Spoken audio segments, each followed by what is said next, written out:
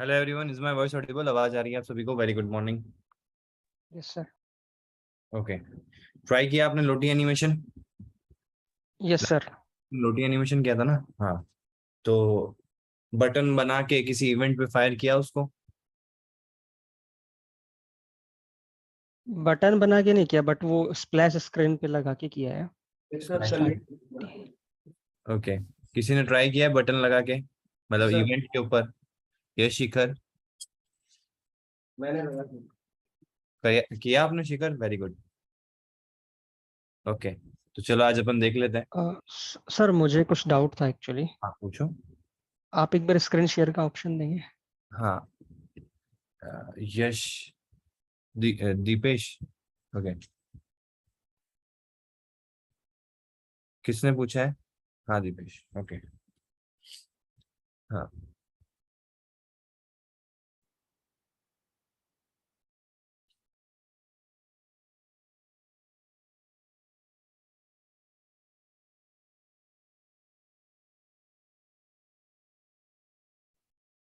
Okay, तो ये आपकी साइज के हिसाब से ले रहा है, तो आपको क्या करना पड़ेगा, यहाँ पे एक मिनिमम साइज देनी पड़ेगी।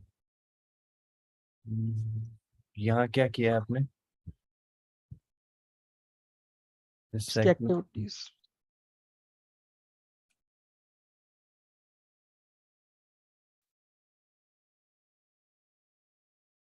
वो दिखाओ मुझे, रो दिखाओ, रो।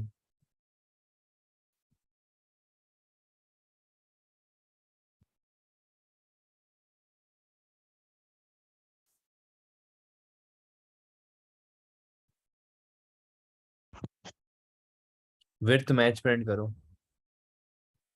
सर कार्ड व्यू की क्या, या नहीं, लीनियर? लीनियर। की भी मैच प्रिंट, और नीचे भी मैच प्रिंट। हाइट नहीं मैच प्रिंट करनी, हाइट तो रैप ही ओके। करनी। हाइट तो स्टैगर्ड में अपने आप ऑटोमेटिकली वो करेगा मैनेज, कंटेंट के हिसाब से। और इधर भी विड्थ को मैच प्रिंट करो। अंदर भी रैप किया है क्या? एक बार जूम इन करके दिखाना।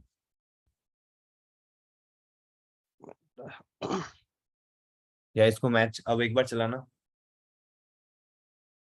फिर अपन लीनियर पे आएंगे। हालांकि ऑटोमेटिक एडजस्ट कर लेगा ये।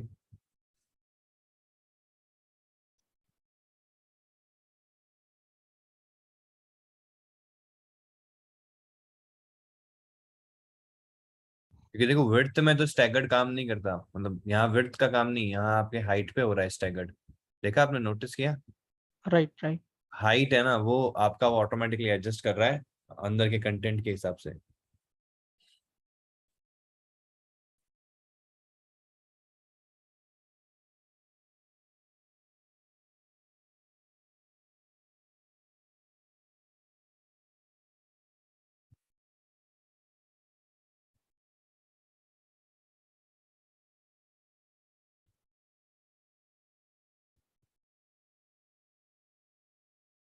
ठीक है, ओके। अभी सिर्फ एच एच लिखो एक बार।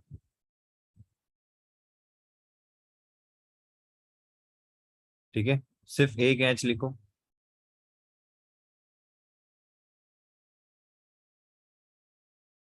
ठीक है, ओके। अभी भी हाँ लीनियर को करो रैप, मैच पेरेंट करो लीनियर को। हाँ, इसलिए वो आपका क्रॉस जो है वो उतना ही जा रहा है। हाँ, अब कंटेंट अपने आप आ जाएगा।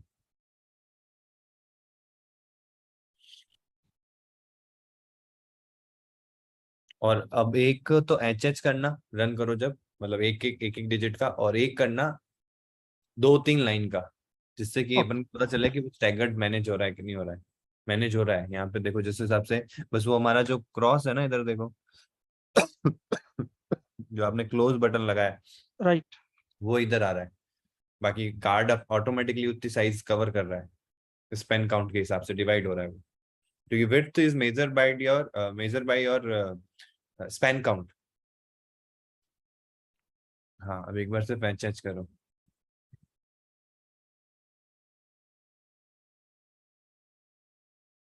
ठीक है, अभी सही आ रहा है। अब 2-3 हाँ। लाइन का लिखो। यहाँ करो, हाँ यहाँ पे मल्टीपल लाइन्स ऐड करो।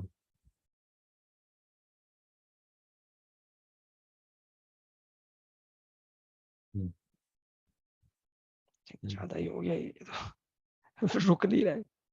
क्यों, क्या हुआ? इसको स्क्रॉलेबल बनाना पड़ेगा आपको, हाँ मैं करता हूँ उसको बाद है ना?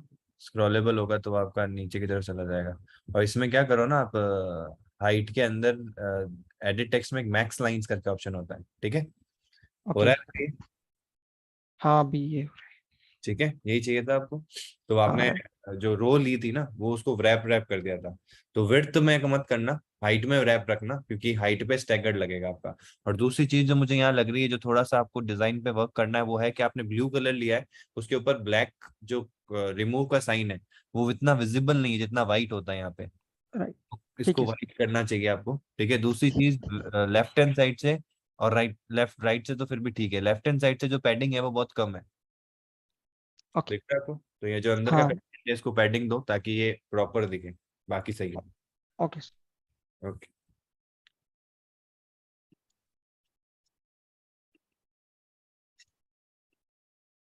सर मेरे कॉलेज एग्जाम्स और प्रैक्टिकल चल रहे हैं, मैं पीछे हो रहा हूँ सबसे, क्या करूँ? देखो, मैं सबको यही कहता हूँ, आपको डेली लाइफ में अपना मैनेजमेंट करना पड़ेगा। जैसे मैं क्लासेस लेता हूँ, साथ साथ में मेरे पास भी प्रोजेक्ट्स है। तो क्या होता है ना कि मुझे 24 आवर को मैनेज करना पड़ता है कि भाई मुझे कौन से टाइम में क्या करना है, और ये बचा हुआ टाइम मुझे कैसे यूटिलाइज करना है। तो आपको भी क्या करना होगा, सुबह उठते ही टू डू बनाओ। और ये मैं बहुत लोगों को कहता हूँ, बट उनमें से ना सिर्फ 1% इस चीज को करते हैं, और रिजल्ट भी उन 1% को मिलता है। तो आप भी क्या करो, सुबह उठते ही ना, सुबह उठते ही सबसे पहला काम भगवान को याद करना। ये सब करने के बाद में जो सबसे पहला काम आप करोगे ना, पानी पीते वक्त, वो आपको क्या करना है, एक पेन और पेपर लेना है। चाहे अगर आप, आपके पास में अगर फोन है तो फोन के ऊपर आप टू डू मैनेज करो, आपको लिखना है कि आज आज के मेरे टास्क क्या है, और उसमें आगे आवर्स लगाओ, अप्रोक्सीमेट आवर्स कितने लगेंगे इसमें, ठीक है? तो आपको पता चलेगा कि आप ना जो पढ़ाई कर रहे हो, जो खाना खा रहे हो, नहा रहे हो, सब कर रहे हो, उसमें कुछ एक लिमिटेड अमाउंट ही जा रहा है। जैसे सपोज दैट 8 घंटे आप पढ़ाई में लगा रहे हो, फॉर एग्जांपल आपके एग्जाम चल रहा है, तो मैं एक बहुत मैक्सिमम रेशियो ले रहा हूँ 8 घंटे, कि आप 8 घंटे एग्जैक्टली पढ़ते होंगे, जो कि बहुत एक मैक्सिमम अप्रोच है। मुझे नहीं लगता कि 8 घंटे आप कर रहे होंगे, बट फिर भी मैं मान के चलता हूँ 8 घंटे आप करते हो। तो 24 में से 8 माइनस करो, कितने हो गए? 16 हो गए। 16 आवर्स के अंदर से अब अपन खाना पीना नहाना धोना सब अगर हम माने, तो 2 घंटे मान लो दिन भर में, ठीक है? तो कितने हो गए? 14 आवर्स। अभी भी आपके पास में 14 आवर्स है, बाकी सोना भी तो है। हाँ, तो 6 से 7 घंटे आपके पास में अच्छी खासी नींद, डीप स्लीप लेने के लिए आपको 6 से 7 घंटे चाहिए। अभी एग्जाम चल रहे हैं तो आप अपनी नींद को थोड़ा सा कॉम्प्रोमाइज कर सकते हो, ऐसा नहीं कि मुझे 10 घंटे नींद लेनी है। फिर भी अगर आप 10 घंटे नींद लेते हो ना, तो आपके पास में 4 घंटे बच जाते हैं। चलो मैं एक मैक्सिमम अप्रोच लेता हूँ कि 7 घंटे आप नींद लेते हो, तो 7 घंटे बच जाते हैं आपके पास में। फिर इधर उधर की सारी चीजें हो गई, तो 2 घंटे और माइनस कर लिए, तब भी आपके पास में 5 घंटे बच जाते हैं। मैं आपको सिर्फ ये कहूंगा कि आपको इन 5 घंटे में से सिर्फ और सिर्फ 1 या 2 घंटे निकालने हैं फ्लटर एंड्रॉयड के लिए, जिसमें एक तो आप 1 घंटे की आपकी क्लास हो जाएगी, ठीक है? और 1 घंटा एक्स्ट्रा जिसमें आपको जो क्लास में हुआ है वो एटलीस्ट आप कर लो। जो एडिशनल मैं टास्क दे रहा हूँ, अगर आपको टाइम मिलता है तो वो टाइम निकालो कि इस टाइम पे जो सर ने एडिशनल टास्क दिया वो मैं करूंगा। और मैं क्या करता हूँ ना, जैसे 8 घंटे आप पढ़ रहे हो ना, तो एग्जैक्टली आप 8 घंटे नहीं पढ़ पाओगे कि आप बैठे और 8 घंटे तक पढ़ रहे हो, ऐसा नहीं होगा। ऐसे आप ये ना, आप भी देखना, आपको 2-2 घंटे का अ, वो लेना चाहिए, क्या कहते हैं, पढ़ाई के अंदर। जैसे 8 घंटे है ना, तो आप क्या करो, 2 घंटे पढ़ो, फिर एक ब्रेक लो आधे घंटे का, फिर 2 घंटे पढ़ो, फिर आधे घंटे का ब्रेक लो। इससे जब आप आधे घंटे के बाद में 2 घंटे वापस लगाओगे ना, तो इतनी स्ट्रांग एनर्जी के साथ लगाओगे ना कि वो 2 घंटे यूजफुल लगेंगे आपको। नहीं तो 8 घंटे में से पढ़ाई जो होगी ना, वो आपकी 3 से 4 घंटे होगी, बाकी 4 घंटे इधर उधर ही मन भटकेगा।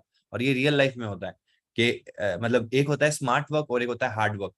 हार्ड वर्क करना चाहिए लेकिन स्मार्टली करना चाहिए। तो स्मार्टली करने के लिए क्या है कि जैसे मैं कहता हूँ कि आप नींद, 4 घंटे की नींद काम की नहीं है, बीच में आधे घंटे की नींद बहुत यूजफुल है। पावर नैप कहते हैं उसको, प्रोफेशनल फील्ड में भी होता है। आप कई बड़ी कंपनियों में देखोगे कि वहां पे ना ऐसे सोफा, और क्या कहते हैं, सोफा सेट और ऐसे बेड्स लगाए हुए होते हैं। उनको कहा जाता है कि आप अपने काम करते करते जब भी आपको रिलैक्स होना हो, तो आप यहाँ आके 15-20 मिनट की नींद ले लिया करो। वो जो 15-20 मिनट की नैप होती है ना, उसके बाद जब वो डेवलपर वापस काम करने जाता है ना, वो एक फ्रेश माइंड से जाता है। और आप इसको फील करना, तो इस तरीके से जब आप चैनलाइज करोगे ना, तो आपको काफी चीजें रिजॉल्व हो जाएगी। आई नो क्या भाई, आप एग्जाम के साथ में इसको कैसे मैनेज करोगे, तो वही है कि आपको 24 घंटे में मैनेज करना है। अब वो 24 घंटे किस तरीके से आप यूटिलाइज करते हो वो आपके ऊपर डिपेंड करता है। और टू डू बनाओ सुबह, और रात को देखो कि आपकी टू डू कितनी गलत जा रही है, कि आपने सुबह क्या सोचा था और रात को सोते वक्त आप देखोगे अरे यार ये चीज तो मैंने प्लान करी थी तो मैंने की नहीं, और मैं इस टाइम पे ये काम कर रहा था जो कि उस समय नेसेसिटी नहीं थी। प्रायोरिटीज डिसाइड करो कि मेरे लाइफ में अभी प्रायोरिटी क्या है। पहले नंबर पे पढ़ाई करनी है एग्जाम्स के लिए, दूसरे नंबर पे मुझे एंड्रॉइड की क्लास लेनी है, तीसरे नंबर पे मुझे एंड्रॉइड का काम करना है जो टास्क दिया है। तो ये ऐसे प्रायोरिटीज रखोगे ना, और लास्ट में आके देखो कि आपने वो प्रायोरिटी दी कि नहीं दी, तो आपको एक सेल्फ रियलाइजेशन होगा, और नेक्स्ट डे आप वैसे ही टू डू बनाओगे जिसको आप अचीव कर सको रात को सोने से पहले। तो रात को सोने केवल टू डू बनाने से काम नहीं होगा। रात को जब आप सोने जा रहे हो ना, तो वो टू डू को चेक करो और टिक मार्क करो कि हाँ जैसे मैंने प्लान किया था वैसे किया मैंने मेरे डे को। तो वैसा अगर आप करोगे ना, तो आई होप आप वो टाइम निकाल पाओगे। ठीक है यश? ओके। मतलब ये चीज मेरे को हेल्प करती है ना, तो मैं क्या करता हूँ, गाइड करता हूँ कि यार आपको भी हेल्प करेगी और जरूर करेगी। और ये मेरे को है ना कई लोगों ने बताया। एक चीज और बताता हूँ, कई लोगों ने बताया, जब तक मुझे सेल्फ रियलाइज नहीं हुआ ना तब तक मैंने इस चीज को अप्लाई भी नहीं किया। तो आप 1-2 दिन ट्राई करो, 7 दिन एटलीस्ट ट्राई करो, आपको वो इम्पैक्ट दिखेगा ना, फिर किसी और को बोलने की जरूरत ही नहीं पड़ेगी। आपको लगेगा कि ये चीज करनी ही चाहिए, आपकी डेली स्केड्यूल में आ जाएगा। सुबह उठते ही पानी पीते हैं, ये करते हैं, वो जैसे नेसेसरी काम होता है ना, वैसे ही आपका टू डू बनाना नेसेसरी हो जाएगा। और उससे आपकी लाइफ एकदम चेंज हो जाएगी। ऐसा नहीं कि एग्जाम खत्म होने के बाद में मत बनाना, बनाना कहीं पे भी चले जाओ लाइफ में, कहीं पे भी डेवलपमेंट जर्नी कर रहे हो, एंटरप्रेन्योर लाइफ जी रहे हो, आप कुछ भी कर रहे हो अपनी लाइफ में, अब ये टास्क ना अपने दिमाग में बैठा लेना कि सुबह उठते ही मुझे अपने डे को प्लान करना है और रात को चेक करना है कि मैंने अपने डे को किस तरीके से यूटिलाइज किया। तो आपको पता चलेगा कि हम बहुत ज्यादा टाइम ना वेस्ट कर देते हैं अननेसेसरी चीजों के अंदर, जिनकी प्रायोरिटी बहुत जीरो होती है, माइनस में होती है, फिर भी हम उसमें टाइम दे देते हैं। तो उस चीज को अगर हम अच्छे से चैनलाइज करते हैं ना, तो हम काफी ज्यादा टाइम को बचा के अपना काम सही कर सकते हैं। ठीक है, I hope this will help you.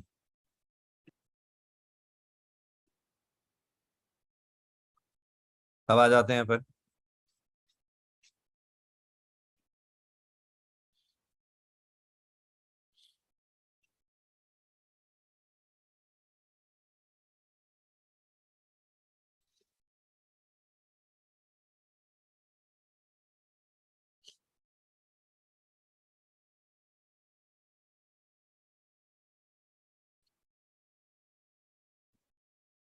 तो अब हम क्या करने वाले हैं, कनेक्शन क्या बस।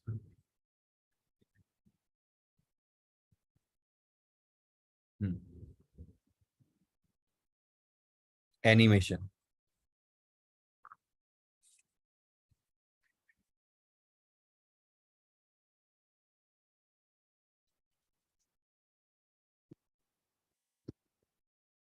एक सेकंड, एक सही से कनेक्ट नहीं हुआ है।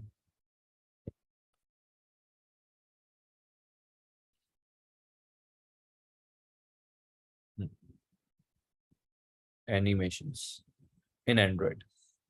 तो एक तो हमने लोटी एनिमेशन कल देखा, अभी अपन उस पर भी जाएंगे। वो हमारा जो कल वाला टास्क मैंने आपको दिया है वो वाला अपन कवर करेंगे कि कैसे आप कॉटलिन के थ्रू एनिमेशन को चला सकते हो। जिन्होंने ट्राई किया बहुत अच्छी बात है, जिनका हो गया बहुत अच्छी बात है, जिनका नहीं हुआ है तो वो आप देख लेना। बट जिन्होंने ट्राई नहीं किया उनके लिए मैं ये कहूंगा कि जरूर ट्राई करो, आपको कुछ नया सीखने को मिलेगा। ये जो रिडंडेंस, जो अपनी वो स्पून फीडिंग वाली जो आदत है ना, वो अपन कम करने वाले हैं। स्पून फीडिंग मतलब ऐसा नहीं कह रहा मैं कि स्पून फीडिंग आप सबकी आदत है, मतलब नॉर्मली हमारे जो एजुकेशन सिस्टम में होता है वो ऐसा ही होता है कि ये चीज इस तरीके से ही होती है। जब आप खुद से R&D करते हो तो आपको 10 चीजें और पता लगती है, और वो बहुत काम में आती है जब आप एक इंडिपेंडेंट डेवलपर लाइफ जीते हो आगे चल के। तो उसके लिए आपको प्रिपेयर होना है। ठीक है, तो ट्राई आउट करो, मैं आपको भी बताऊंगा कैसे करना है। अब आ जाते हैं अपन एंड्रॉइड के अंदर जो 4 तरीके के एनिमेशन मिलते हैं। पहला होता है ट्रांसलेट, एक एक करके समझेंगे, और फिर वो कैसे एग्जीक्यूट करना है वो हम देखेंगे। फिर होता है हमारे पास में अल्फा,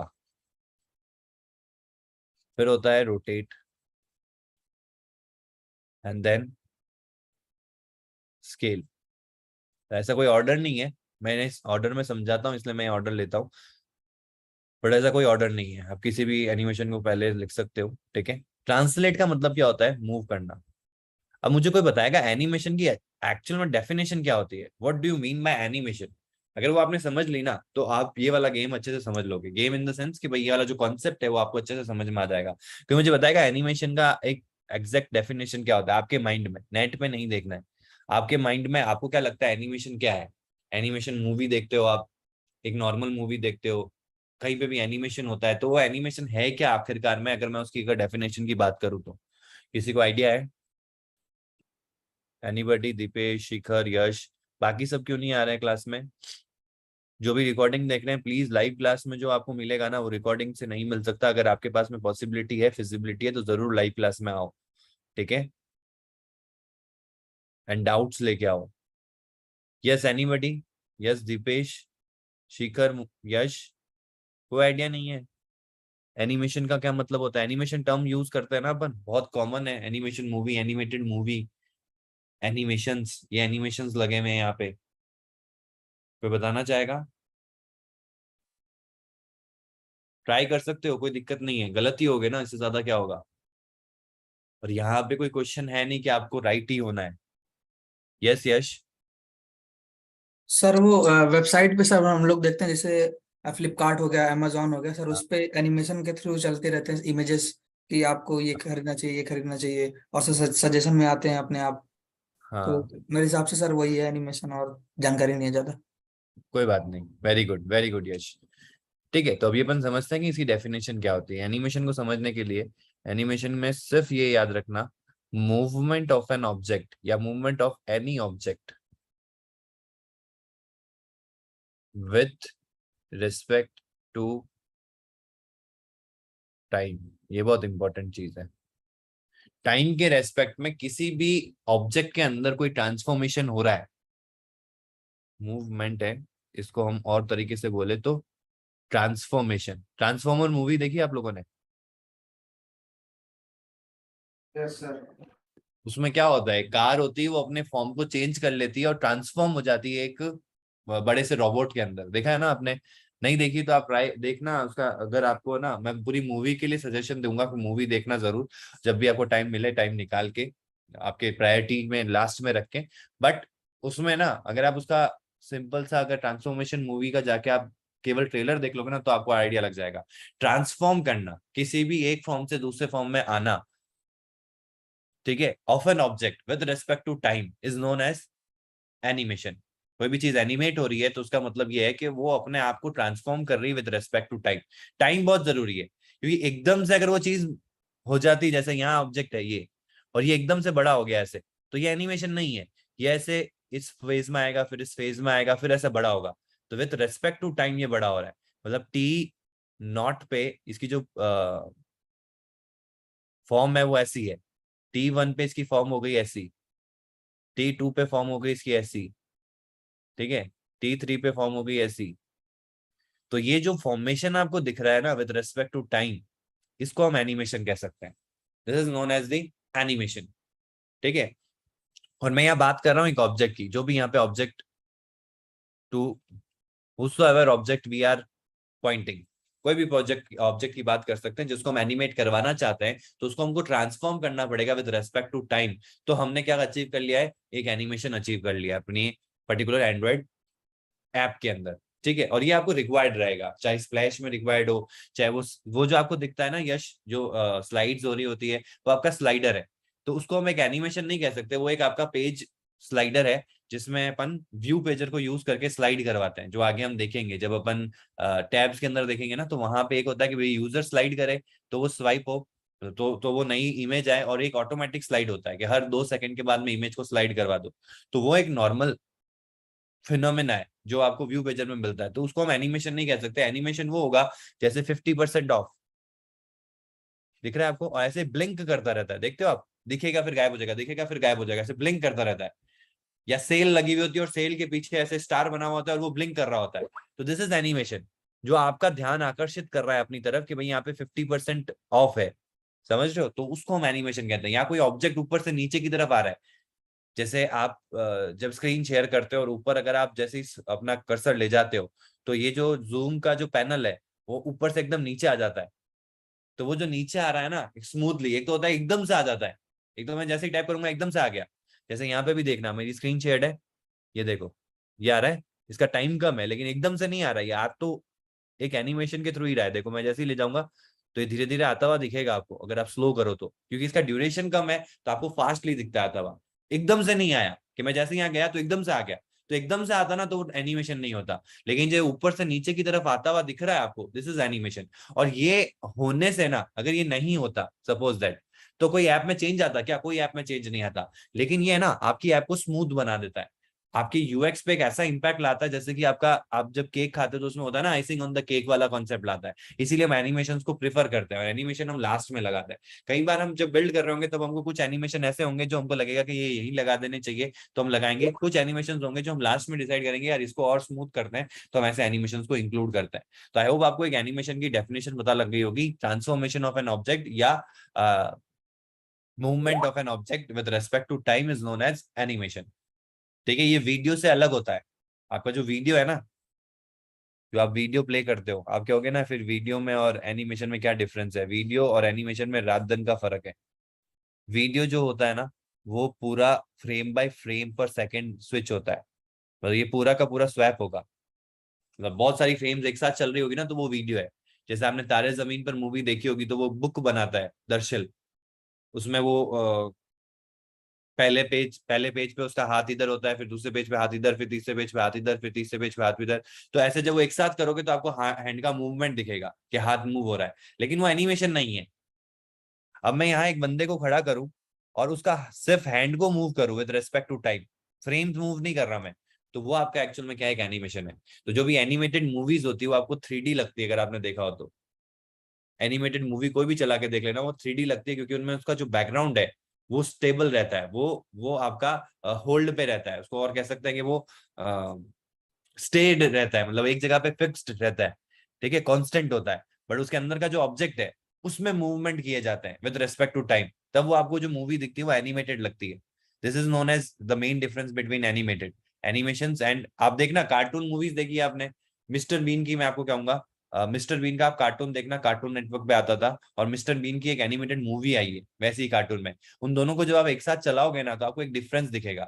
एक में पूरी फ्रेम बाय फ्रेम पर हर सेकंड मूव हो रही है, तो हर फ्रेम चेंज हो रही है, भले वो फ्रेम का कोई रोल नहीं, बट वो फ्रेम के साथ में वो चीज हो रही है, तो एक साथ चलने पे वो आपको एक मूवी की तरह दिख रही है वीडियो के अंदर।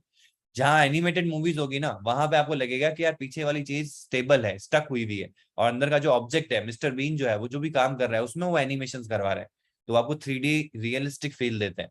ठीक है, आई होप आपको एक डेफिनेशन पता लगी होगी कि एनिमेशंस क्या होता है। अब आ जाते हैं हम पहले वाले पार्ट के ऊपर, which is animation of scale, sorry translate.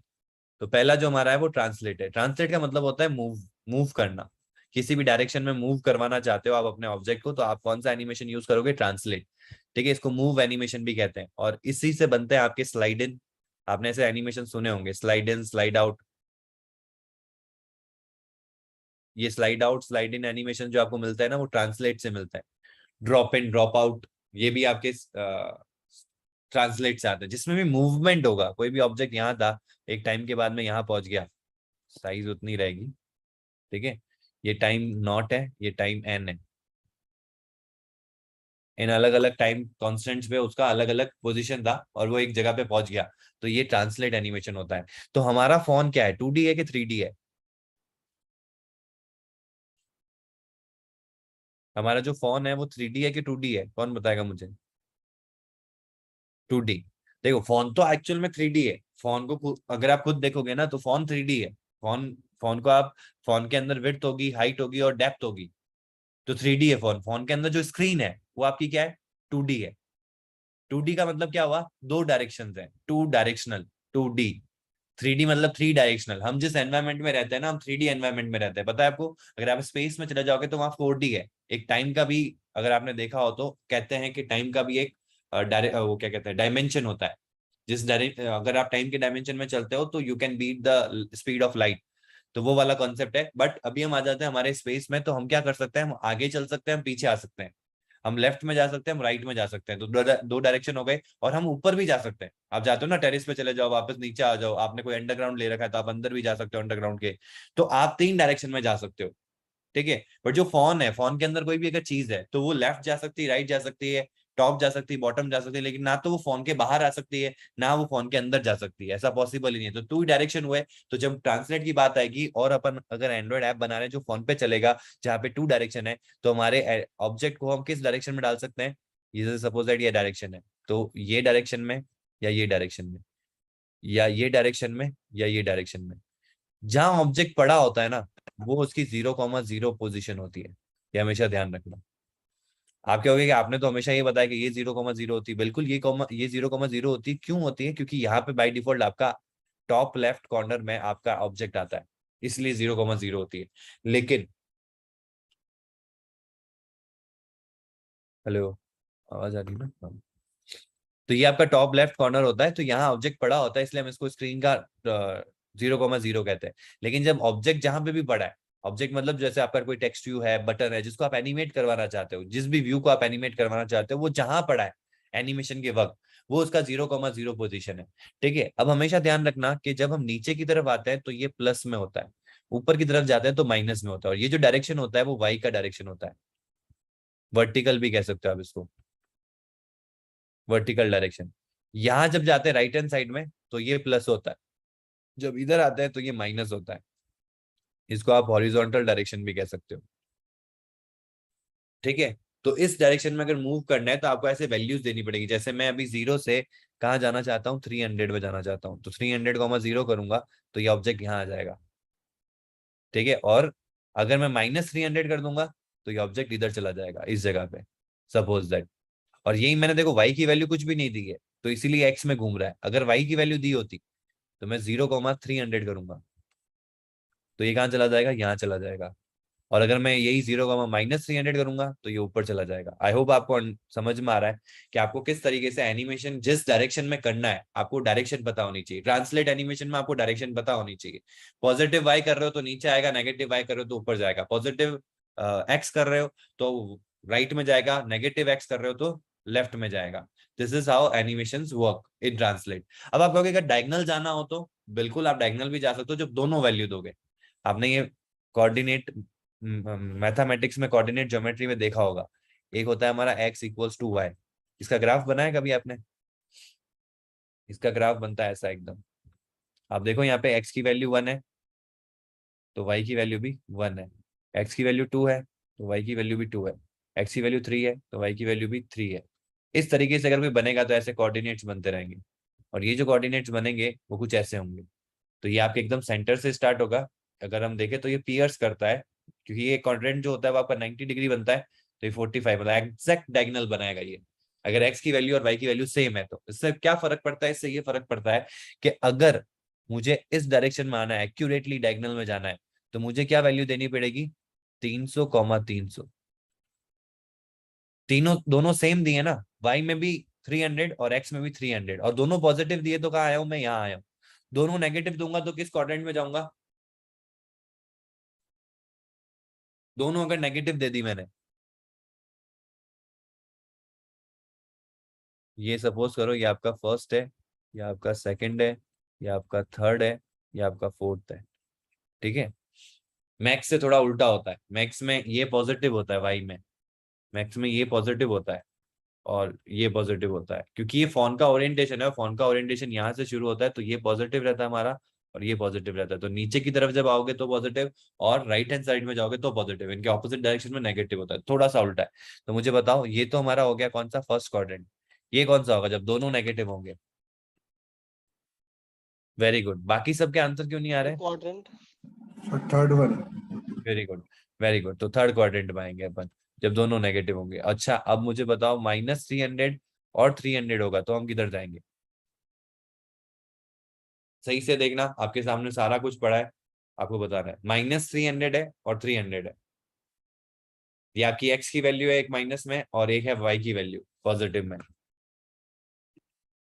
Very good. Fourth quadrant, इसमें देखो इस डायरेक्शन में y पॉजिटिव है और x नेगेटिव है।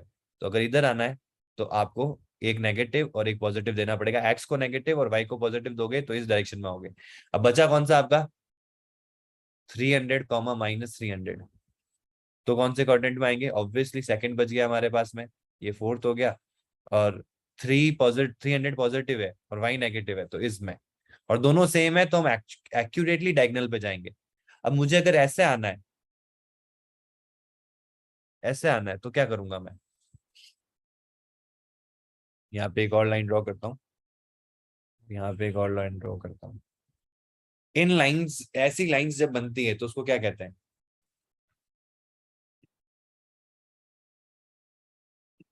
इन डायरेक्शन में बनेगी तो क्या वैल्यूज होगी, इनको क्या कहते हैं, जैसे ये जो सेंटर में बन रही है इसमें तो x इक्वल टू वाई, इधर बनेगी तो इसका क्या बनेगा, क्या होगा, तो इस मतलब अपन एग्जैक्टली डायगोनल ना जाके हम y से इंक्लाइन डायगोनल बनाएंगे, या अगर मुझे ऐसा करना हो कि x से इंक्लाइन बनाना हो, ये वो सब जगह होगा ना, तभी तो आप किसी भी डायरेक्शन में मूव कर पाओगे।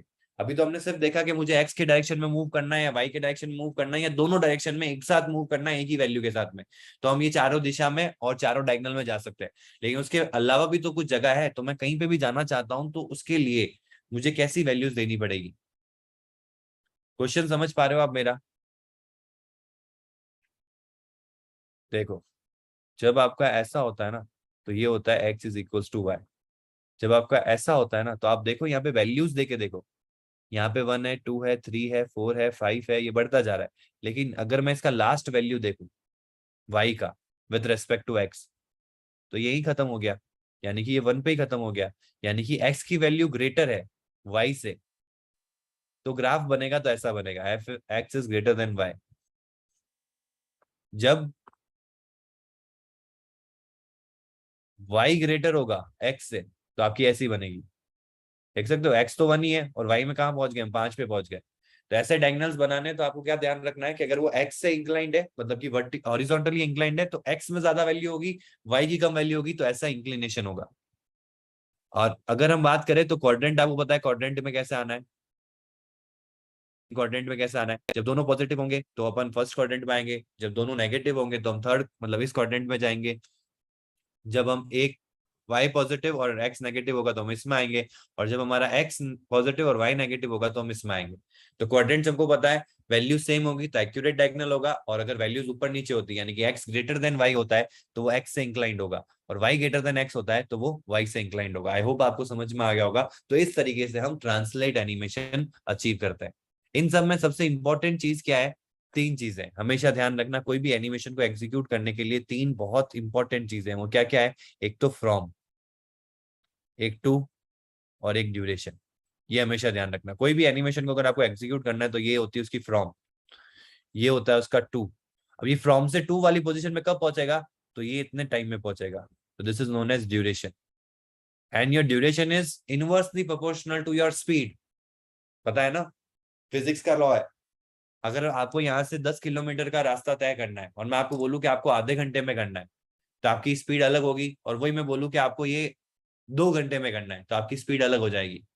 तो जितना ज्यादा ड्यूरेशन होगा उतनी स्पीड क्या होगी, कम होगी, जितना कम ड्यूरेशन होगा उतनी स्पीड क्या होगी, फास्ट होगी। समझ पा रहे हो? तो इनवर्सली प्रोपोर्शनल होता है, ड्यूरेशन कम है तो स्पीड ज्यादा है, स्पीड कम है तो ड्यूरेशन, स्पीड कम है तो ड्यूरेशन ज्यादा है। समझ रहे हो?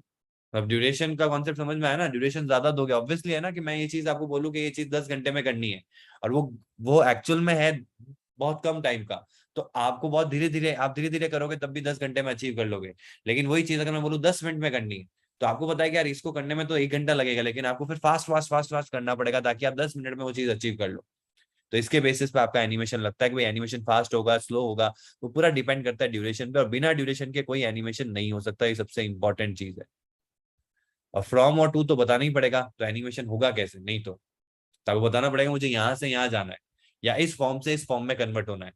ठीक है, ये सब जगह कॉमन रहेगा हर एनिमेशन में, ऐसा नहीं कि सिर्फ ट्रांसलेट में होगा। फिर आ जाता है हमारे पास में दूसरा ऑप्शन, दूसरा इज अल्फा। अल्फा की जो वैल्यू होती है ना, अल्फा किस लिए आता है पता है आपको, ओपेसिटी। कोई बताएगा मुझे ओपेसिटी का मतलब क्या होता है? 2 टर्म्स होती है, ओपेसिटी का आइडिया है आप लोगों को? अच्छा, इसका आइडिया है ट्रांसपेरेंट, यस दीपेश, ट्रांसपेरेंसी का, वेरी गुड। फुल ट्रांसपेरेंट है या हाँ बिल्कुल सही, गुड दीपेश। तो ट्रांसपेरेंट और एक होता है ट्रांसल्यूसेंट या ओपेक, इसमें आपको कुछ भी नहीं दिखेगा, इसमें वो पूरा ऑब्जेक्ट विजिबल होगा, तो ये होता है आपका इनविजिबल। ओपेसिटी हमेशा विजिबिलिटी पे रहती है और ये होगा पूरा विजिबल। ठीक है, तो इसकी जो वैल्यू रेंज करती है वो 0 से 1 के बीच में रेंज करती है। अगर 0 है किसी की ओपेसिटी तो वो पूरा इनविजिबल है, 1 है किसी की ओपेसिटी तो पूरा विजिबल है। ठीक है, तो जो आपका अल्फा एनिमेशन होता है ना वो इसी के बीच में लगता है। अगर किसी को सेमी ट्रांसपेरेंट बनाना है तो आप 0.5 दोगे तो सेमी ट्रांसपेरेंट बन जाएगा। जैसे फॉग होता है ना, फॉग में कैसे देखा है आपने, वैसा ही होगा। कोई चीज विजिबल है तो एक होता है कि आपको इतना फॉग है कि आपको विजिबल ही नहीं है, और एक होता है कि बिल्कुल भी फॉग नहीं है, आपको पूरा क्लियरली विजिबल है, और एक होता है कि जब हल्का हल्का फॉग है तो वो दिख रहा है लेकिन हल्का दिख रहा है, पूरा क्लियरली विजिबल नहीं है। This is known as semi transparent. ठीक है, अब आते हैं कि इसमें होगा क्या। इसमें होगा कि जैसे आप 0 से 1 में ले जा सकते हो इसको एनिमेशन, और 1 से 0 में ले जा सकते हो। यानी कि कोई भी ऑब्जेक्ट आपको बिल्कुल भी नहीं दिख रहा, और एक टाइम के बाद में धीरे धीरे दिखने लग गया, और फिर पूरा विजिबल हो गया। एकदम से विजिबल की बात नहीं कर रहा हूं मैं, यहाँ पे एनिमेशन है, तो एनिमेशन में आपको विजिबल होता हुआ दिखेगा। ये आपने एनिमेशन देखे होंगे कई जगह पे, fade in fade out, the most common animation use by alpha, by created by using alpha is fade in and fade out. अगर आप अपने ना रील्स बनाते हो या आप एनिमेटेड वीडियोस बनाते हो तो आपको पता होगा कि एनिमेशन आप लगा सकते हो fade in and fade out. Fade out का मतलब क्या हुआ, जब एनिमेशन, ऐसा एनिमेशन होगा जिसमें वो दिख रहा है और दिखना बंद हो जाएगा एक टाइम के बाद में। और फेड इन में क्या होगा, बिल्कुल भी नहीं दिख रहा और दिखने लग जाएगा। This is known as fade in fade out animation. ठीक है, इसमें भी क्या होगा, from position to position, and जो बीच में यहाँ पहुंचने का टाइम है उसको कहेंगे ड्यूरेशन। ये इंपॉर्टेंट है। ठीक है, तो इसमें इतना ही होता है। तो इसमें कोई डायरेक्शन तो है नहीं, आप जो एनिमेशन करवा रहे हो वो किसी रेस्पेक्ट में करवा रहे हो, विजिबिलिटी और इनविजिबिलिटी के, तो उसमें उसको हम कहते हैं अल्फा एनिमेशन। अब आता है हमारा तीसरा, विच इज रोटेट एनिमेशन। नाम से समझ में आ रहा है, और ये रोटेशन आपको पता ही है। रोटेशन में क्या होता है, दो तरह के रोटेशन होते हैं, एक क्लॉकवाइज, एक एंटी क्लॉकवाइज, पता है ना। जैसे क्लॉकवाइज जो घड़ी के हिसाब से चलता है, और एक होता है एंटी क्लॉकवाइज जो घड़ी के विपरीत दिशा में चलता है, उल्टी डायरेक्शन में चलता है। This is anti clockwise. ठीक है, तो इसमें क्या होता है, डिग्रीज होती है, 0 डिग्री, जैसे यहाँ है ऑब्जेक्ट, ठीक है, देन ऑब्जेक्ट इतना रोटेट हुआ तो ये होता है हमारा 90 डिग्री। देन ऑब्जेक्ट इतना रोटेट हुआ तो ये होता है हमारा 180 डिग्री। देन ऑब्जेक्ट इतना रोटेट हुआ तो ये हमारा होता है 270 डिग्री। और जब ऑब्जेक्ट पूरा एक रोटेशन कंप्लीट मारता है तो उसको कहते हैं 360 डिग्री या फिर 0 डिग्री। वापस से समझ में आया। तो इस डायरेक्शन में मूव किए तो यहाँ पे डिग्री थी जो पॉजिटिव में थी। अगर मुझे उल्टा घूमना होता तो मैं नेगेटिव डिग्री देता, 0 से -360 देता तो ऐसे घूमता ये, और 0 से 360 दूंगा तो ये ऐसे घूमेगा। समझ में आया। तो यहाँ फ्रॉम क्या हो जाएगा, डिग्रीज, टू क्या हो जाएगा, डिग्रीज, और ड्यूरेशन तो देना ही पड़ेगा रोटेशन को दिखाने के लिए। बिना डिग्री दिखाए तो वो सीधा रोटेट होने के बाद कैसा दिखेगा, सीधा वो दिखेगा, रोटेट होता हुआ नहीं दिखेगा। तो इसमें भी तीनों चीजें इंपॉर्टेंट है, बट इसमें एक चीज का ध्यान रखना है। इसमें क्या करना है, जैसे मैं अगर आपको बोलता हूँ यहाँ पे नंबर ऑफ रिवॉल्यूशंस बढ़ाने हैं मुझे, तो मेरे को क्या करना चाहिए, मुझे इसको ना एक बार नहीं घुमाना है, मुझे इसको 10 बार घुमाना है। तो 10 बार घुमाने के लिए मैं क्या करूंगा, क्योंकि एक घुमाते हैं तो 360 डिग्री होता है, और 360 डिग्री से ज्यादा तो कोई डिग्री होती नहीं है। आपने बताया अभी 0 डिग्री एंड 360 डिग्री। तो अगर मुझे 0 से, मतलब मुझे 10 रिवॉल्यूशंस करवाने हैं, एक चक्कर, दो चक्कर, तीन चक्कर, ऐसे 10 बार करवाने, तो मुझे क्या करना पड़ेगा। बहुत बेसिक चीज है, इसका कोई आइडिया होने की जरूरत भी नहीं है, आप यहाँ पे सिंपल मैथमेटिक्स लगा सकते हो, और ये आपने कहीं ना कहीं पढ़ा भी होगा। किसी को आइडिया है कि मुझे 10 रिवॉल्यूशंस करवाने हैं, 10 रोटेशंस करवाने हैं, तो मुझे क्या करना पड़ेगा।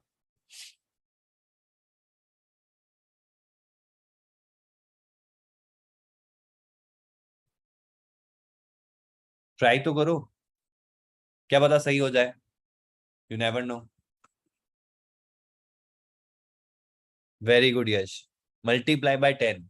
यस, हमको मल्टीप्लाई 10 करना पड़ेगा, यानी कि मैं 3600 डिग्री कर दूंगा ना तो ये 10 रिवॉल्यूशंस कंप्लीट कर लेगा। तो आप कहोगे सच में ऐसी डिग्री होती है क्या, बिल्कुल होती है। अगर आपने पहले ना सीडी डीवीडीज आती थी, पता है आपको, आरपीएम, पता है आपको, रिवॉल्यूशन पर मिनट। आपने शायद इस, मेरे को तो मैंने तो ऐसे क्लासेस फिजिक्स में या किसी में ऐसा होता है जिसमें क्या होता है कि ये इसका डायामीटर इतना है व्हील का, ठीक है, तो मुझे बताओ डायमीटर इतना है और इस कार की स्पीड जो है वो suppose that 60 kilometre per hour है, ठीक है, और डिस्टेंस इतना है, तो इसने कितने रिवॉल्यूशंस लिए होंगे चक्के ने, ऐसे क्वेश्चंस आते थे, पता है आपको, तो निकालना पड़ता था हमको। तो उसमें क्या है, डिग्रीज ही तो निकालते थे हम, कितने डिग्रीज हुए हैं, फिर डिवाइड करेंगे 360 से, तो हमको रिवॉल्यूशंस पता लग जाते थे कि एक रिवॉल्यूशन 360 डिग्री का है, तो इतने डिग्रीज बनेंगे जब वो वहां तक पहुंचेगा इस स्पीड से। तो डिग्रीज हमारे पास में, एक डिग्री, एक रिवॉल्यूशन में कितने डिग्री होते हैं वो हमको पता है, तो नंबर ऑफ रिवॉल्यूशंस हम निकाल सकते हैं। ऐसे क्वेश्चन सीडी डीवीडी ड्राइव पे भी आते थे कि जो डीवीडी घूमती है अंदर आपके सीडी ड्राइव में, वो इतनी स्पीड से घूम रही है या इतना कंटेंट है उसमें, तो उसमें एक रिवॉल्यूशन में इतना डेटा होता है, तो बताओ कि कितना डेटा उसने रीड कर लिया होगा इतने मिनट में। तो पहले हमको नंबर ऑफ रिवॉल्यूशंस निकालने पड़ते थे, फिर एक रिवॉल्यूशन में कितना डेटा रीड कर रहा है multiplied by that total number of revolutions, तो एक्चुअल में हम कितना रीड करेगा इतने मिनट में डेटा को, वो हम पता करते थे। तो ऐसे क्वेश्चंस में हमने कई बार इनको देखा है, तो वही सेम चीज है यहाँ पे भी। अगर आपको एक रिवॉल्यूशन करना है तो आपको 360 डिग्री चाहिए, लेकिन अगर आपको 2 रिवॉल्यूशन करना है तो 720 डिग्री चाहिएगा। जब 720 डिग्री होगा ना तो ये ऐसे घूमेगा, एक घूमा, दो घूमा और फिर आके रुकेगा, दिस इज 720 डिग्री। ठीक है, तो इस तरीके से आप नंबर ऑफ रिवॉल्यूशंस बढ़ा सकते हो अगर आपको, मतलब डिग्री बढ़ा सकते हो अगर आपको नंबर ऑफ रिवॉल्यूशंस ज्यादा चाहिए तो। ठीक है, एंड देन फाइनली आता है हमारा स्केल एनिमेशन। स्केल क्या करता है, कौन बताएगा मुझे, नाम से ही समझ में आना चाहिए, अब आपसे आंसर चाहता हूं मैं। Scale, yes Deepesh. Sir zoom in zoom out वाला वैसा उस वेरी तरीके गुड, से। Very good. तो यहाँ पे जो आपके एनिमेशंस बनते हैं वो zoom in zoom out, actual में कोई चीज बड़ी होती है तो आप कोई भी इमेज को जूम इन करते हो तो इमेज बड़ी हो जाती है, कोई चीज को जूम आउट करते हो तो इमेज छोटी हो जाती है। तो ये जो एनिमेशन है ना, ये एनिमेशन ही आपका क्या कहलाता है, स्केल करना है। स्केल का मतलब ही होता है बड़ा या छोटा करना, कोई भी ऑब्जेक्ट है इसको बड़ा करना है विद रेस्पेक्ट टू टाइम। ये टी नॉट में था, ये टी एन में ऐसा पोजिशन हो गया, तो ये स्केल एनिमेशन है। बड़ा था, छोटा कर दिया, तो ये आपका स्केल एनिमेशन है। तो इसमें जो ये इतना बड़ा हुआ है या इतना छोटा हुआ है, इसको हम कहते हैं टाइम्स। तो जब एनिमेशन लगाते हैं, तो अगर मैं बोलता हूँ 0 टाइम से 4 टाइम्स कर दो, तो कुछ भी नहीं होगा और इतना बड़ा हो जाएगा। 4 टाइम्स है ना, तो इतना बड़ा हो जाएगा। मैं बोलूँ 1 टाइम से 2 टाइम्स कर दो, तो इतने से इतना बनेगा। समझ रहे हो, ये जो मैं सर्कल ले रहा हूँ ना, वो कोई भी ऑब्जेक्ट है, XYZ मान लो, हमारा कोई व्यू होगा, ठीक है, मैं चाहता हूँ कि 4 से 2 हो जाए ये, तो 4 में इतना होगा और एक टाइम के बाद में इतना हो जाएगा। तो ये जो एनिमेशन है जिसमें आपको कोई भी ऑब्जेक्ट बड़ा या छोटा होता हुआ दिखे, वो आपका क्या कहलाता है, स्केल एनिमेशन। और जैसे कि मैंने बताया, इसमें जो वैल्यू जाएगी वो आपकी कौन सी जाएगी, टाइम्स में जाएगी, फ्रॉम टू, कितना टाइम्स कितना टाइम्स, कितने से कितना करना है, छोटे से बड़ा करना है तो कम टाइम में बड़ा टाइम करना है। टाइम्स मतलब पता है ना, जैसे 2 टाइम्स यानी कि 2 मल्टीप्लाइड। तो अगर कोई बॉक्स है 100/50 का, इसको मुझे 2 टाइम्स करना है तो कितना हो जाएगा,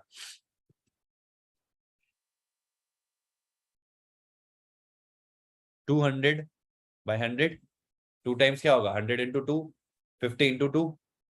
4 टाइम्स करना होता तो क्या होता, 400 एंड 200, 400/200। समझ में आया, तो ये होता है हमारा स्केल एनिमेशन। अब इन चीजों को आपने बता तो दिया कि ये तरह के एनिमेशंस होते हैं, बट ये हम एंड्रॉइड में कैसे लगाएंगे। तो अब हम समझते हैं कि how to use this animations in our Android animations, Android applications. तो अब हम आ जाते हैं एंड्रॉइड स्टूडियो के अंदर।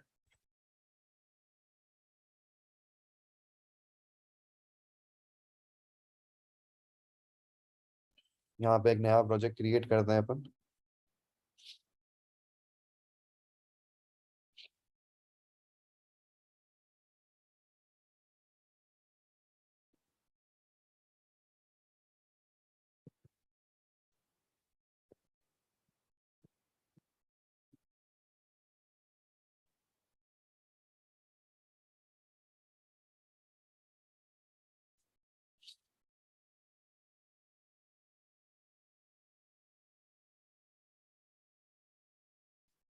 अब इनमें 2 टर्म्स और अभी आपको देखने को मिलेगी।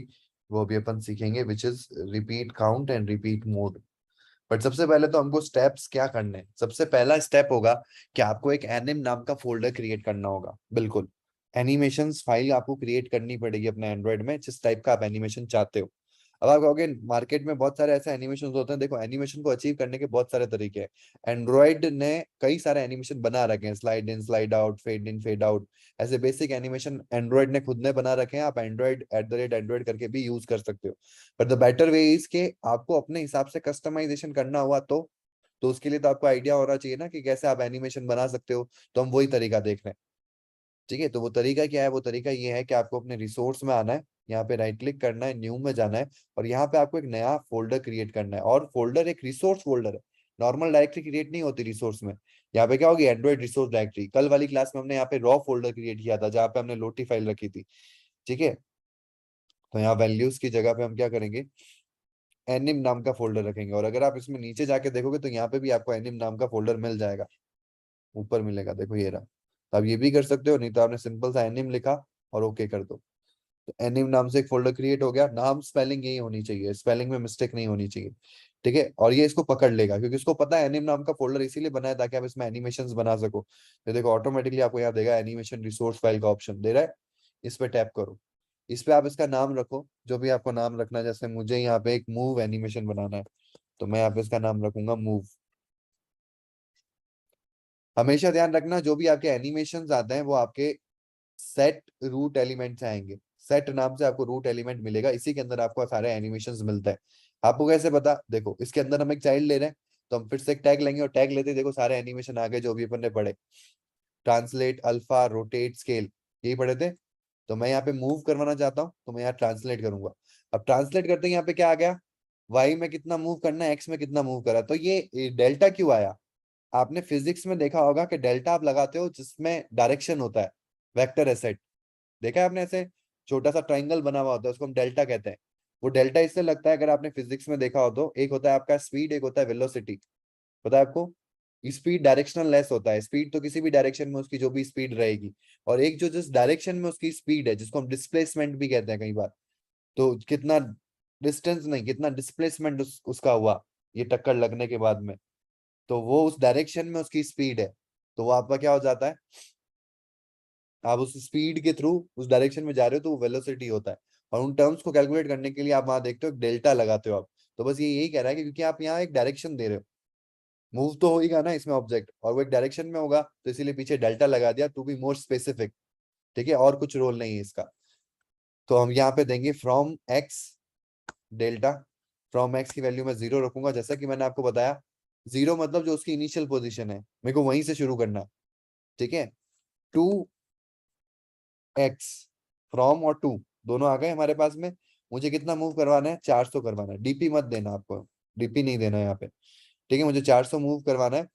और मुझे क्या करना है? क्या क्लोज कर देंगे? और तो कोई ऑप्शन आ ही नहीं रहा है। नहीं नहीं, आपको एक और चीज देनी है, वो है ड्यूरेशन। तो ड्यूरेशन बाय डिफॉल्ट नहीं मिलेगा, आपको क्या करना पड़ेगा? खुद से लिखना पड़ेगा, एंड्रॉइड कॉलन पूरा ड्यूरेशन की स्पेलिंग ये लिखनी पड़ेगी, आपको बाय डिफॉल्ट नहीं मिलेगा।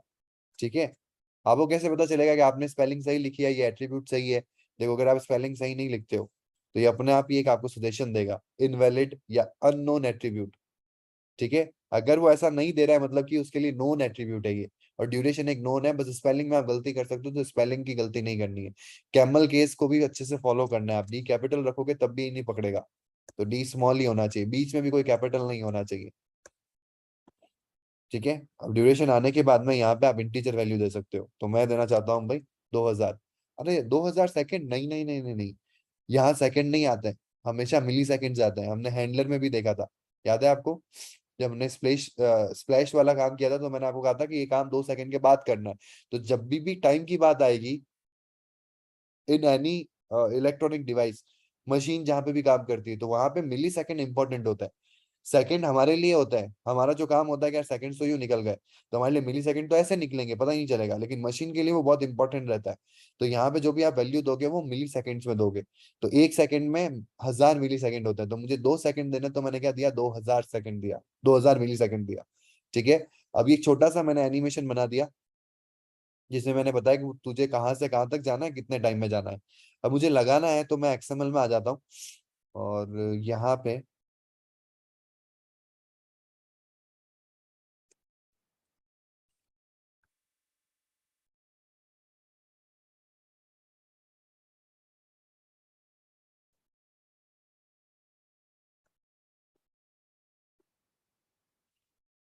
ठीक है, इस हेलो वर्ल्ड की जो साइज है वो थोड़ी मैं बड़ी कर देता हूँ।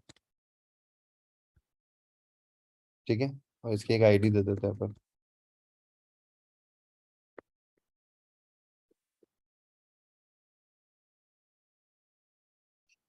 जरूरी है कि इस नाम से देना, किसी भी नाम से दे सकते हो। मैं सिर्फ आपको एनिमेट करके दिखा रहा हूँ ये टेक्स्ट व्यू को, कि भाई ये टेक्स्ट व्यू अब ये एनिमेट कैसे होगा, जो हमने एनिमेशन बनाया उसके हिसाब से कैसा होगा, कौन बताएगा मुझे। ये ऊपर से नीचे आएगा, इधर जाएगा, इधर जाएगा, डायगोनल जाएगा, ऊपर जाएगा, किधर जाएगा ये, जिस टाइप का हमने एनिमेशन बनाया, अगर मैं ये एनिमेशन इसके ऊपर लगाता हूँ तो ये किस डायरेक्शन में जाएगा, कौन बताएगा मुझे। अभी अपन ने देखा है।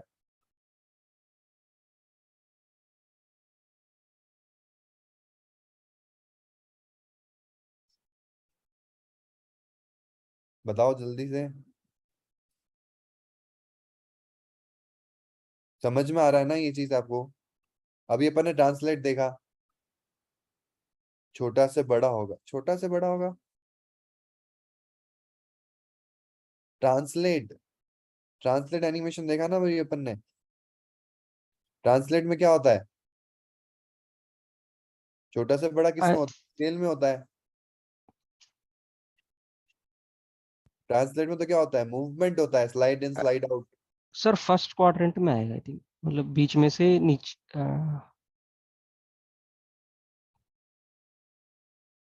कहाँ जाएगा, इधर,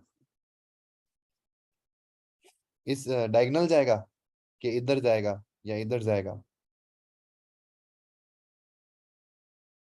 हेलो वर्ल्ड नीचे की तरफ आएगा या हेलो वर्ल्ड राइट में जाएगा, फर्स्ट क्वाड्रेंट कह रहे हो ना आप, तो हेलो वर्ल्ड नीचे आएगा या राइट में जाएगा या इधर आएगा। आप यहाँ पे ये फाइल देख लो, इसमें हमने क्या किया है, देखो मैं फिर समझा देता हूँ आपको। फ्रॉम एक्स टू एक्स दिया है, यानी कि एक्स की वैल्यू में तो चेंज किया है अपन ने, तो यहाँ पे जब सिर्फ एक्स में किया है तो सिर्फ एक्स में ही मूव करेगा, और एक्स में भी क्या किया है, पॉजिटिव किया है, तो पॉजिटिव क्या होगा आपका, पॉजिटिव कहाँ होगा, राइट में। राइट साइड में जाएगा, राइट। सिर्फ ये राइट में जाएगा, ऐसे बाहर चला जाएगा स्क्रीन से। तो चला के देखते हैं, अब ऐसा तो चलेगा नहीं।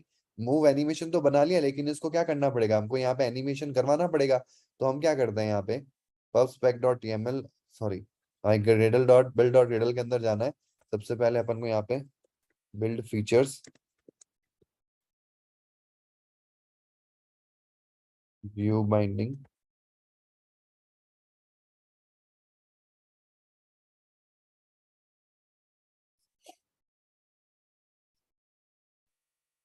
फिर हम यहाँ कर देते हैं लेट इनिट,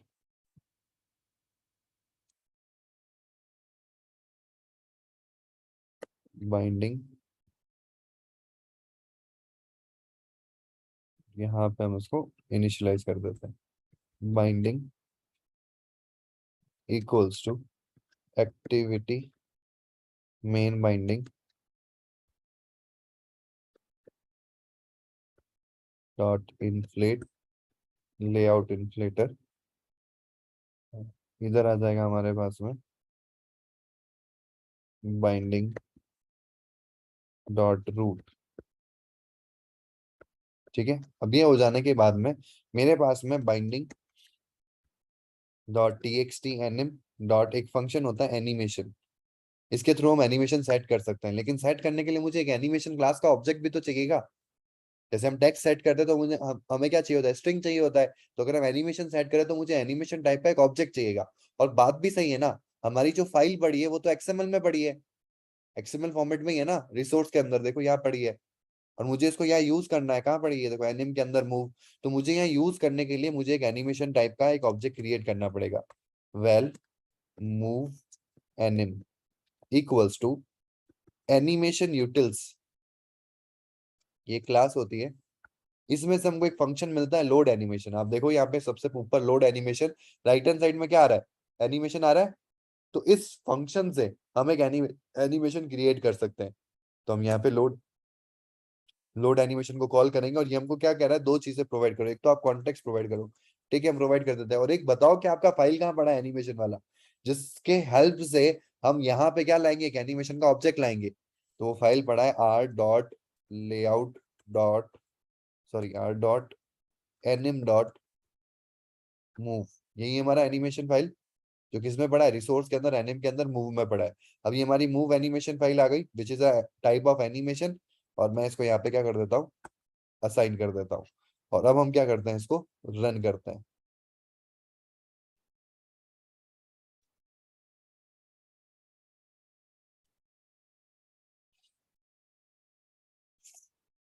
ये चीज समझ में आई है आप लोगों को कि कैसे आपको एनिमेशन को क्रिएट करना है, क्रिएट करने के बाद में कैसे उसको अप्लाई करना है।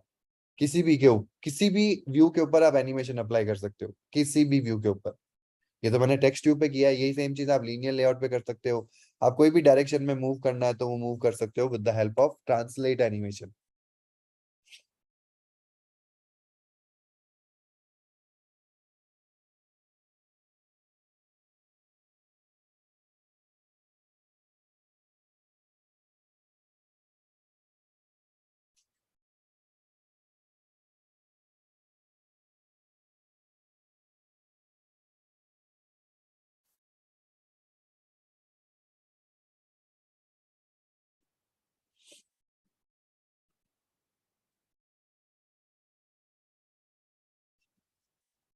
थोड़ा सा हैंग हो रहा है।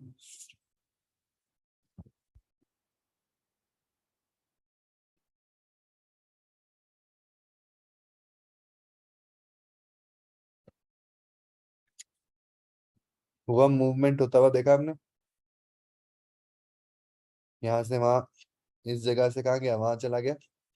और कितने टाइम में गया, अगर मैं इसको यहाँ पे 5 सेकेंड करता हूँ तो आपको और स्लो होता हुआ दिखेगा, और मैं इसको क्या कर देता हूँ, 700 कर देता हूँ, तो स्क्रीन से बाहर ही चला जाएगा। तो उसको कहते हैं स्लाइड आउट करना।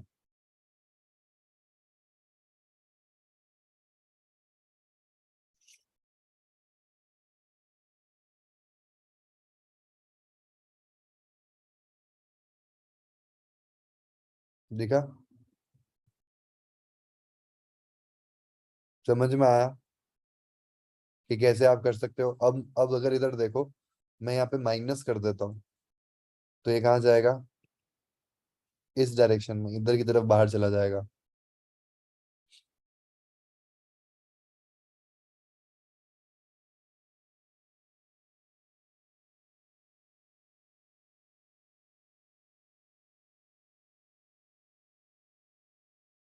ठीक है, और अगर मैं यहाँ एक्स की जगह अगर वाई कर देता हूँ, अब कहाँ जाएगा, सिर्फ वाई दिया है मैंने, 0 से -700, तो कहाँ जाना चाहिए, लेफ्ट में जाएगा, राइट में जाएगा, टॉप में जाएगा, बॉटम में जाएगा। वेरी गुड, ऊपर जाएगा, टॉप में। माइनस की वैल्यू वाई में कहाँ होती है, नेगेटिव कहाँ होती है, वाई की वैल्यू ऊपर की तरफ।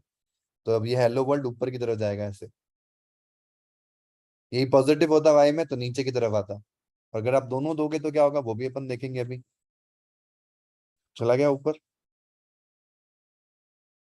यही अगर मैंने यहाँ पॉजिटिव किया होता,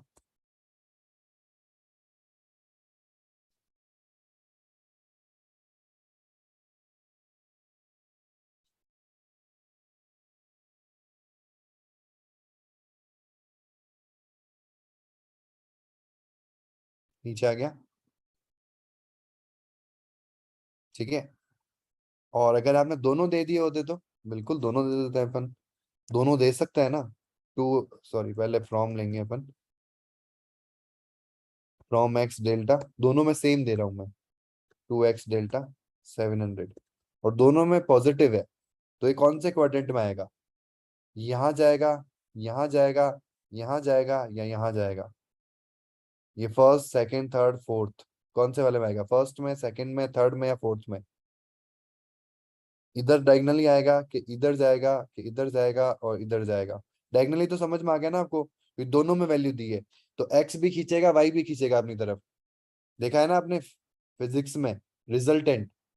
अगर आप एक डायरेक्शन में किसी ऑब्जेक्ट को खींच रहे हो और दूसरे डायरेक्शन में कोई और बंदा खींच रहा है, तो वो जो ऑब्जेक्ट है ना, वो ना तो आपके डायरेक्शन में आएगा ना उसके डायरेक्शन में जाएगा, वो उसके रिजल्टेंट डायरेक्शन में जाएगा, यानी कि उनके सेंटर में चला जाएगा। बताओ किस डायरेक्शन में आएगा, कौन से क्वाड्रेंट में आएगा? वेरी गुड यश।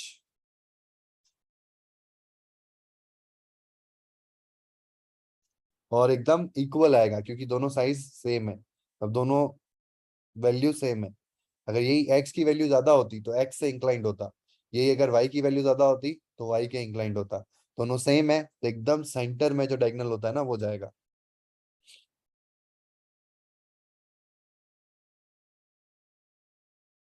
हाँ क्या? ठीक है, तो आप इससे किसी भी डायरेक्शन में ले जा सकते हो। अब मैं एक और बताता हूँ कि ये 200 कर दिया मैंने और x को मैंने 700 ही रखा, तो अब ये y की वैल्यू तो 200 ही होगी और x की वैल्यू क्या होगी? ज्यादा होगी, सॉरी x, हाँ y की करिए ना मैंने, हाँ y की तो 200 ही होगी और x की ज्यादा होगी, तो ये किधर जाएगा? इधर जाएगा, ऐसे जाएगा, ऐसे। देखते हैं अपन, x से इंक्लाइन ज्यादा होगा, y से कम होगा, क्योंकि y में कम वैल्यू है, x में ज्यादा वैल्यू है, तो x एक्सिस पे चिपकता हो जाएगा। समझ में आया? तो इस तरीके से आप किसी भी क्वाड्रेंट में जा सकते हो, किसी भी जगह में ट्रांसलेट कर सकते हो। ठीक है, ये चीज समझ में आई आपको? अब एक और एनिमेशन देखते हैं, दो एनिमेशन आज देखेंगे, दो एनिमेशन कल वाली क्लास में देखेंगे, और दो एनिमेशन पहले मैं आपको दूंगा करने के लिए। तो मैं एक और एनिमेशन बनाता हूँ यहाँ पे, विच इज ब्लिंक। ब्लिंक हम ज्यादातर यूज करते हैं अल्फा के लिए। हाँ ईशान बोलो। सर वो ट्रांसलेट होने के बाद वो वापस उसी ओरिजिनल पोजीशन पे आ जाता है ना, हाँ, ऐसा नहीं उसके होता। लिए उसके लिए क्या होता है, बाय डिफॉल्ट जब उसका एनिमेशन खत्म होगा तो अपनी पोजीशन पे आ जाता है। तो उसके लिए एक और ऑप्शन होता है, फिल आफ्टर। इसको अगर हम ट्रू कर देंगे ना तो क्या होगा, फिल आफ्टर मतलब एनिमेशन खत्म होने के बाद में वही फिल हो जाए। तो ये क्या करेगा, जैसे मैं इसको करता हूँ, ये अपनी पोजीशन में चला जाएगा, मतलब वापस यहाँ नहीं आएगा, ये वहीं रहेगा फिर।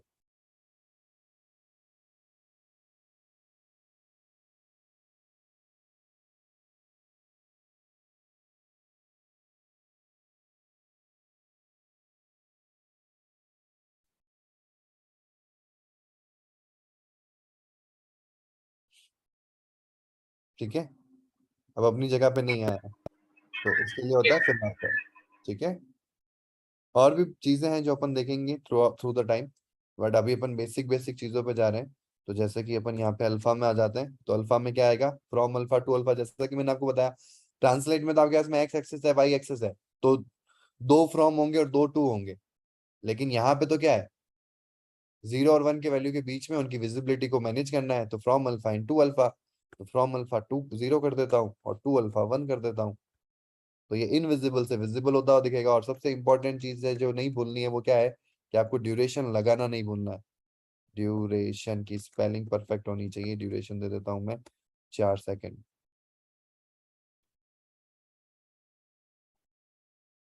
ठीक है, अब आ जाते हैं मेन एक्टिविटी के अंदर। जैसे हमने इस एनिमेशन क्लास को एक ऑब्जेक्ट में कन्वर्ट किया, वैसे इसको भी करना पड़ेगा जो अपन ने नई एनिमेशन फाइल बनाई है उसके लिए भी। तो वो है हमारा ब्लिंक एनिमेशन, ब्लिंक एनिम। इस तरीके से नाम रखने से क्या होता है, इजी हो जाता है आपके लिए समझना।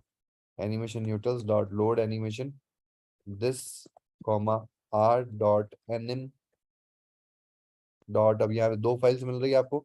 आपको कौन सी चाहिए, यहाँ पे ब्लिंक चाहिए, और हम क्या करेंगे, मूव एनिमेशन में हटा के यहाँ ब्लिंक एनिमेशन लगा देंगे, और अब हम इसको करते हैं रन।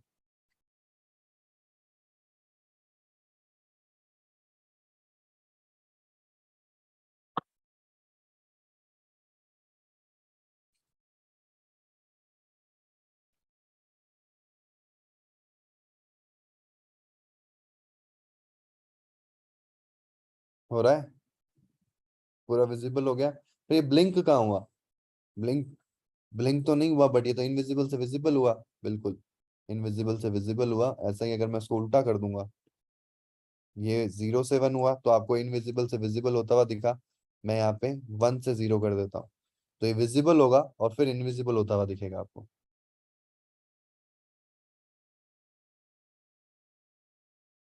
अभी ब्लिंक वाला भी काम करेंगे, कैसे वो ब्लिंक होता है, दिखता है गायब होता है, दिखता है गायब होता है, जब एक साथ होता है तो आपको विजिबल होगा। ठीक है, अब ये देखो, जब जैसे ही गायब हुआ तो वापस अपनी पोजीशन पे आ गया तो आपको विजिबल है। अगर आपको ये गायब होने के बाद में गायब ही रहे तो उसके लिए होता है फिल आफ्टर, इसको कर देंगे ट्रू।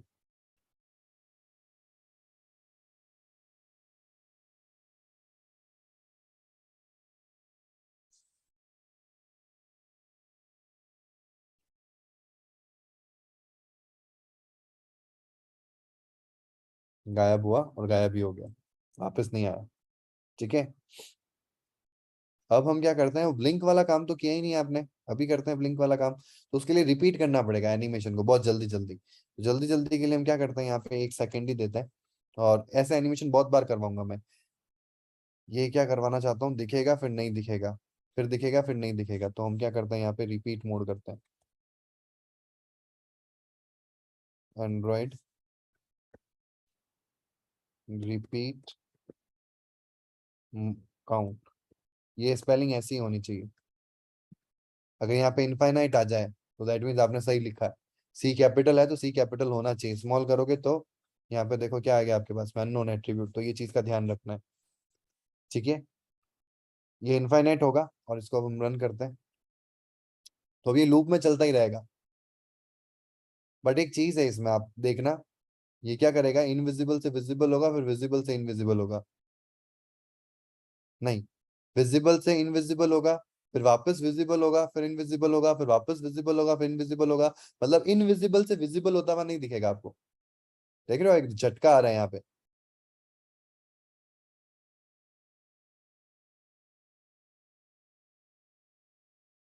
अब इसमें भी क्या होता है ना, रिपीट मोड होता है कि कैसे आपको रिपीट करना है। एक रिपीट मोड होता है रिवर्स, और एक रिपीट मोड होता है रिपीट या रीस्टार्ट। अब रीस्टार्ट क्या करता है, रीस्टार्ट जैसे अभी हो रहा है तो ये रीस्टार्ट हो रहा है, ये 1 था, 1 से 0 आया, फिर 0 से 1 होता हुआ नहीं दिख रहा है आपको, सीधा 1 आ जाएगा वापस, फिर 1 से 0 होगा टाइम के साथ में 1 सेकंड के अंदर, फिर वापस 1 आ जाएगा। मुझे चाहिए कि 1 से 0 हो, ये एनिमेशन में दिखे, लेकिन 0 से भी 1 होता हुआ दिखे, तो उसके लिए मुझे रिपीट काउंट, रिपीट मोड जो है वो चेंज करना पड़ेगा। और वो रिपीट मोड चेंज करने के लिए मुझे रिपीट एम कैपिटल मोड लिख के यहाँ पे 2 ऑप्शंस मिलेंगे मुझे, reverse and restart. Restart by default होता तो रीस्टार्ट देने की जरूरत नहीं हो, तो बाय डिफॉल्ट हो ही रहा है, रिवर्स के लिए हम आए। तो आपको विजिबल से इनविजिबल होता हुआ दिखेगा और इनविजिबल से विजिबल होता हुआ भी दिखेगा एनिमेशन के साथ में। Therefore we use reverse animation जहां पे भी हमको रिक्वायर्ड है। यहाँ पे एक फॉर्म से दूसरे फॉर्म में आएगा, फिर वापस दूसरे फॉर्म से पहले फॉर्म में जाएगा, देख रहे हो आप। अब वो झटका नहीं आ रहा है, अब विजिबल से इनविजिबल हो रहा है, फिर इनविजिबल से वापस विजिबल हो रहा है, और ये आपका ब्लिंक एनिमेशन हो गया। होता है ना ऐसा, जैसे अगर आप कोई ऐप बना रहे हो जिसमें आपको बताना है कि यार ये चीज बहुत अर्जेंट पे है, या ड्रिंक वाटर, तो ये यूजर का ध्यान अपनी तरफ आकर्षित करने के लिए आप ऐसा एनिमेशन बनाते हो कि ये इंपॉर्टेंट चीज है। ठीक है, इसमें और जितना कम टाइम रखोगे ना उतना ब्लिंकिंग प्रोसेस सही होगा।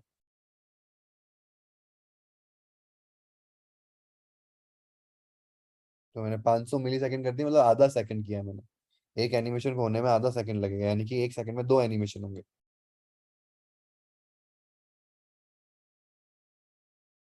ठीक है, समझ में आया। तो आज क्या करना है, जो आज की क्लास में हुआ एज इट इज प्रैक्टिस करना है। ठीक है, बेसिक आइडिया ले लेना है कि आपको कैसे एनिमेशन को हैंडल करना होगा, रियल टाइम एनिमेशंस को अपने एंड्रॉइड एप्लीकेशन के अंदर। फिर आपको 2 चीजें ट्राई करनी है, एक तो रोटेट एनिमेशन लगाना और एक स्केल एनिमेशन लगाना, जिसको हम कल देखेंगे, और वो लोटी एनिमेशन वाला भी अपन कल देखेंगे। ठीक है, तो जिन्होंने नहीं ट्राई किया है तो जरूर ट्राई करना लोटी एनिमेशन के ऊपर। क्लियर है ये चीज, क्लियर है तो थम्स अप कर दो, फिर अपन सेशन को एंड करते हैं। ओके, ओके, सेशन को एंड करते हैं। Till then stay home, stay safe, have a fantastic day today, goodbye, see you.